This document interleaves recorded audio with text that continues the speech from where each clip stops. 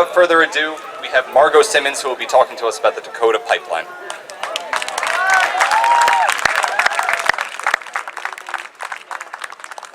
Thank you. Hello, everyone. Mitakiyasi. That is the Lakota greeting that translates to all my relations. It signifies that we're all family and that we're all related. My name is Margo Simmons. I live in Orange, New Jersey. And I'm very honored to have this opportunity to talk with you about the subject that I'm very passionate about. That is the Dakota Access Pipeline and my relatives. Thank you.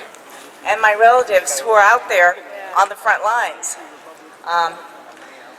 at the Sacred Stone Camp in what is now called the state of North Dakota, but what is really part of the sovereign Lakota Nation as it is defined by the 1851 and 1868 Fort Laramie Treaty that the United States government signed between the Lakota people and the United States government.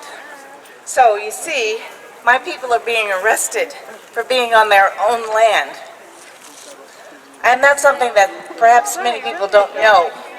But this land, according to the treaties, is Lakota land. First, a little about myself. I am a native person to this continent. I am Cherokee, Shawnee, African American, Lakota. And I lived in Wounded Knee, South Dakota, before moving to New Jersey. My mother and many of my ancestors are buried in Wounded Knee. So my heart really is buried there. Many of my family members are now on the front lines, struggling to stop the destruction of our land, our water, and our sacred sites. They are courageous, peaceful people who've come together to make a stand for all the people of this continent and of the world. My heart is filled with joy to know that so many people from nations all over the world have joined my Lakota family in Standing Rock.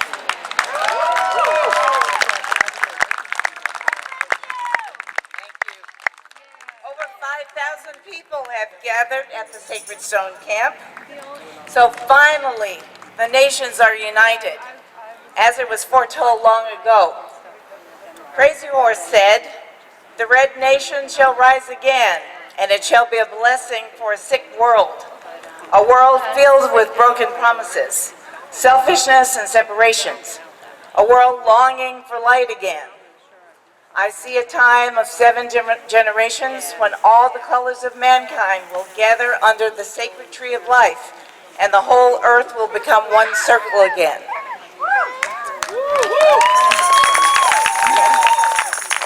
The people have joined together to fight this devastating assault on our planet. Most importantly of all, we're standing up for our values, for our way of life. We're standing up to take our lives back, acknowledging that we are a part of nature. We are human beings who are caretakers, respectful of the land, the water, and the air. We value life, not destruction. We value people over profits.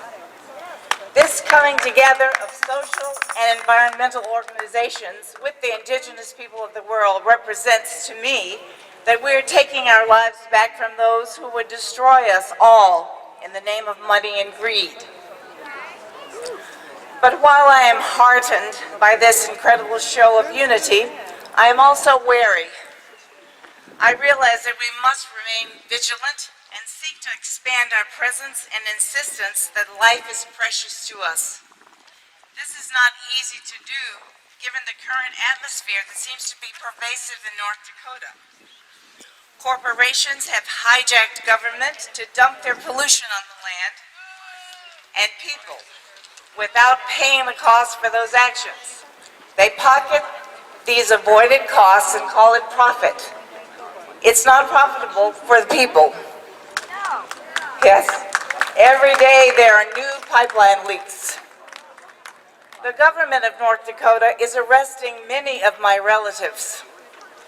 The police wear riot gear, and the National Guard has been called in for a group of people who are peacefully asking for clean water and that the poisoning of the land and the atmosphere be stopped. They are asking for this with prayers, songs, love, and respect. Why then is this government bracing for violence? Why have they allowed corporate violence to be inflicted upon the Standing Rock water protectors, attacking them with pepper spray and biting dogs? My relatives are being viciously arrested and then disappearing completely. There seems to be a sense of lawlessness carried out by the, quote, law enforcement agencies against the no DAPL demonstrators. This is extremely disturbing to me. The U.S. state governments are continuing the old ways of treating Native Americans with violence. This has been our plight since 1492, and here we are in 2016, and it's happening again. While this beautiful nonviolent gathering of people is confronted by the assaults that we've seen all over social media, the main media forums have been very slow to cover anything having to do with this large-scale solidarity on environmental issues. As the chairman of the Standing Rock Sioux Tribe, Mr. David Archambault II says, "It is unfortunate that the corporate world chooses to ignore the millions of people and hundreds of tribal nations who stand in opposition to the destruction of our lands, resources, waters, and sacred sites. Energy Transfer Partners has demonstrated time and time again that the bottom line for them is money. The bottom line for the Standing Rock Sioux Tribe is and will always be protecting our lands, people, water, and sacred sites from the devastation of this pipeline. Our fight isn't over until there is permanent protection of our people and resources from the pipeline."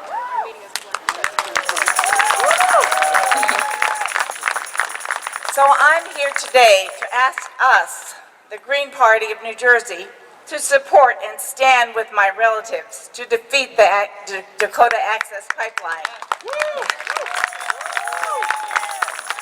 and all oil pipelines that are proposed to threaten our water and land. Our presidential nominee, Dr. Jill Stein, and our vice presidential nominee, Ajamu Baraka, are the only national candidates who have visited the Sacred Stone Camp.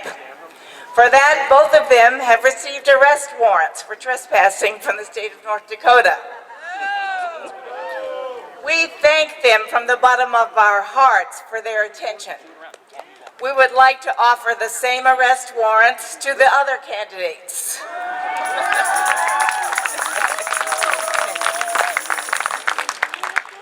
It is imperative that we stop the destruction of the earth and its inhabitants.